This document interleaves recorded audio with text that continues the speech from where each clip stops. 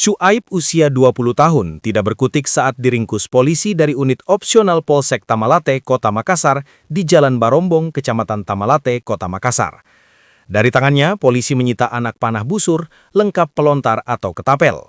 Setelah sebelumnya, pelaku bersama satu rekannya lebih awal melakukan teror penyerangan busur kanah terhadap korban salah sasaran pengunjung lokasi wisata di Jalan Metro Tanjung Bunga di kawasan Center Point of Indonesia (CPI). Teror penyerangan oleh pelaku tersebut dilakukan setelah sebelumnya menduga korban yang hendak melintas menggunakan sepeda motor saat pulang nongkrong dari lokasi wisata di kawasan Center Point of Indonesia merupakan musuhnya.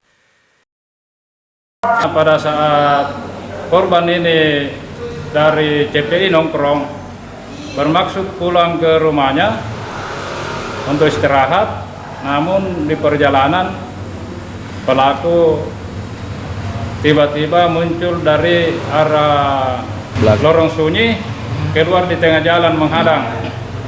Nah, kemudian ini korban balik ke arah, lari, dikejar oleh pelaku menggunakan motor. Ini berarti korban salah sasaran ini sasaran ya Pak, artinya lawannya terus pertama.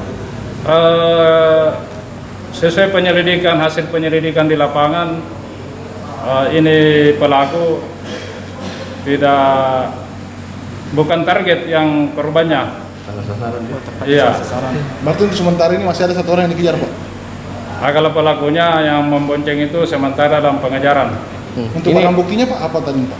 Barang buktinya itu satu mata busur yang tertancap di paha korban, kemudian ketapelnya selaku yang digunakan sebagai pelontar, kita sudah amankan juga. Sebelum akhirnya melakukan aksi cegat di jalan raya dan memanah korban hingga tertancap panah busur pada bagian paha, dan korban dilarikan ke Rumah Sakit Bhayangkara Makassar untuk mendapatkan perawatan medis akibat luka yang diderita. Polisi masih mengejar satu rekan pelaku lainnya. Para pelaku terancam dikenakan pasal 466 dengan ancaman hukuman 5 tahun penjara. Ilham Syam, Fajar TV melaporkan.